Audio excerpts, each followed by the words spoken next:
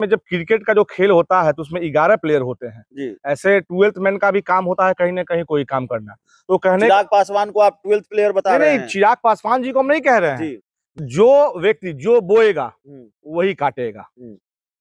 आपका इशारा राजू तिवारी की तरफ है? नहीं देखिए, हम किसी व्यक्ति विशेष का नाम क्यों लेंगे जी।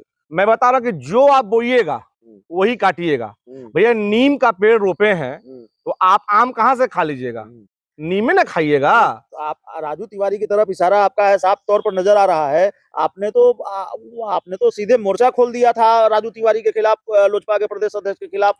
नहीं अभिषेक जी, जिस समय हम वहां थे जी। हमारे साथ नाइंसाफी हुआ था, और सिर्फ हमारे साथ ही नहीं कई ऐसे कार्यकर्ता हैं, उस वक्त की मैं बात कर रहा हूं कि जो अपने पार्टी के लिए, पार्टी माँ होती है और माँ के लिए जिस तरीके से उन्होंने अपने आप को छितर वितर कर दिया, अपने आप को मतलब कि हर तक पहुंचने का, केस मुकदमा मारपीट तक की नौबत आ गई थी। नमस्कार, आप देख रहे हैं 4 PM और मैं हूं अभिषेक मिश्रा। देखिए, भारतीय जनता पार्टी और एनडीए के लिए आज का दिन ठीक नहीं है, आज का दिन शुभ नहीं है। भारतीय जनता पार्टी और एनडीए के लिए आज झटके का दिन है।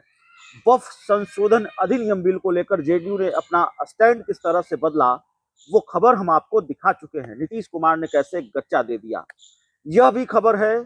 और ये खबर भी हमने आपको दिखाई कि चिराग पासवान ने जीतन राम मांझी को झटका दे दिया। वो इमामगंज आज नहीं जा रहे हैं, बेलागंज में प्रचार करेंगे। बिहार उपचुनाव में इमामगंज सीट पर जीतन राम मांझी की बहू के लिए, जीतन राम मांझी की पार्टी के उम्मीदवार के लिए वो प्रचार नहीं करने जा रहे हैं। चिराग पासवान की पार्टी को लेकर एक बड़ी खबर आई, और वो खबर ये रही कि भाई चिराग पासवान की पार्टी में बड़ी टूट होने वाली है। दैनिक भास्कर की रिपोर्ट है आज की कि चिराग पासवान की पार्टी के प्रदेश अध्यक्ष तक पार्टी को छोड़कर जा रहे हैं। कई प्रदेश उपाध्यक्ष नाराज हैं, कई प्रकोष्ठों के अध्यक्ष नाराज हैं। तो उस पर भी विस्तार से हमने चर्चा की है, वो खबर भी हमने आपको विस्तार से दिखाई है। हमारे साथ भारतीय जनता पार्टी के फायर ब्रांड नेता, प्रवक्ता कृष्ण कुमार कल्लू हैं। कल्लू जी, एनडीए में क्या चल रहा है, भारतीय जनता पार्टी में क्या चल रहा है? एनडीए पर ही बात करेंगे, उसके बाद हम भारतीय जनता पार्टी पर भी आएंगे। इमामगंज नहीं जा रहे हैं चिराग पासवान। जीतन राम मांझी और चिराग पासवान के बीच जो वार पलटवार रहा है, या दोनों दलों के नेताओं के बीच जो वार पलटवार रहा है, वो सब जानते हैं।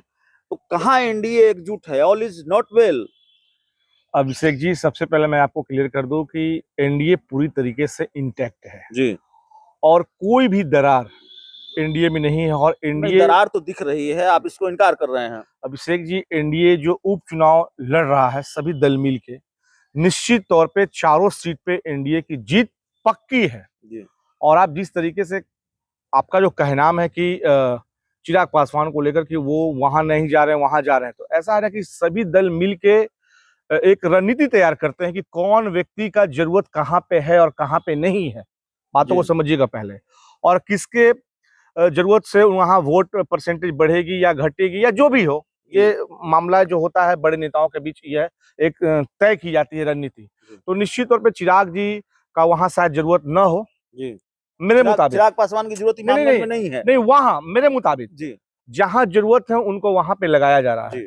जैसे में जब क्रिकेट का जो खेल होता है तो उसमें 11 प्लेयर होते हैं, ऐसे 12th मैन का भी काम होता है कहीं ना कहीं कोई काम करना। तो कहने चिराग पासवान को आप 12th प्लेयर बता रहे हैं? नहीं, चिराग पासवान जी को हम नहीं कह रहे हैं, मैं कह रहा हूं क्रिकेट में कह रहा हूं। और निश्चित तौर पर चिराग पासवान जी एक मजबूत साथी हैं एनडीए के। मैं क्रिकेट का एक उदाहरण दे दिया।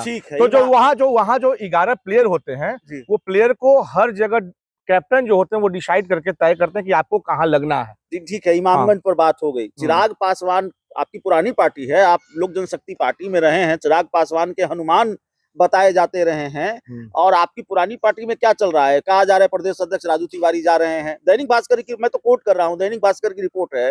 हालांकि राजू तिवारी ने इनकार किया है, कानूनी कार्रवाई की बात भी कही है, लेकिन राजू तिवारी को लेकर खबर है, कई उपाध्यक्षों को लेकर खबर है, प्रकोष्ठों के अध्यक्ष को लेकर खबर है कि भाई सब छोड़ रहे हैं। देखिए अभिषेक जी, ऐसा है कि चिराग पासवान जी के जो पार्टी है, उस पार्टी का मैं कोई प्रवक्ता नहीं हूं, ना कोई ऑथराइज पर्सन हूं। मैं भारतीय जनता पार्टी के कार्यकर्ता हूं, प्रदेश के प्रवक्ता हूं युवा मोर्चा का, बात को समझिए। लेकिन हाँ, एनडीए में इंटैक्ट मजबूत के साथ चिराग पासवान है। उनकी पार्टी में जो टूट की बातें आ रही है, ये कितनी सत्य है और कितनी असत्य है, इस पे कोई मतलब कोई मतलब ही नहीं बनता है बात करना। लेकिन हाँ, इतना जरूर कहेंगे कि चिराग पासवान मजबूती के साथ हैं, और जो व्यक्ति जो बोएगा वही काटेगा। आपका इशारा राजू तिवारी की तरफ है। नहीं नहीं, देखिए हम किसी व्यक्ति विशेष का नाम क्यों लेंगे। मैं बता रहा हूँ कि जो आप बोइएगा वही काटिएगा। भैया नीम का पेड़ रोपे हैं तो आप आम कहाँ से खा लीजिएगा, नीम में ना खाइएगा। आप राजू तिवारी की तरफ इशारा आपका है, साफ तौर पर नजर आ रहा है। आपने तो सीधे मोर्चा खोल दिया था राजू तिवारी के खिलाफ, लोजपा के प्रदेश अध्यक्ष के खिलाफ। नहीं अभिषेक जी, जिस समय हम वहां थे हमारे साथ नाइंसाफी हुआ था, और सिर्फ हमारे साथ ही नहीं, कई ऐसे कार्यकर्ता हैं, उस वक्त की मैं बात कर रहा हूं, कि जो अपने पार्टी के लिए, पार्टी माँ होती है और माँ के लिए जिस तरीके से उन्होंने अपने आप को छित्र वित्र कर दिया, अपने आप को मतलब कि हर तक पहुंचने का, केस मुकदमा मारपीट तक की नौबत आ गई थी। सब कुछ जो व्यक्ति झेला और उसको किसी तरीके से, चाहे किसी कारण बस आप उसको मतलब ये करते हैं, तो कहीं ना कहीं उसको तो भाई बनता है ना, कि नहीं बनता है कि आपके खिलाफ मोर्चा खोलेगा या आपके खिलाफ बोलेगा। लेकिन चिराग पासवान एनडीए के प्रमुख साथी हैं, इसमें कहीं कोई दिक्कत नहीं है। और देखिए, दरवाजा जो राजनीति का होता है वो पूरी तरीके से खुला हुआ होता है। कहते हैं ना, हंसते हंसते आइए, रोते रोते जाइए। दरवाजा तो खुला रहता है, कई लोग आते हैं, कई लोग जाते हैं।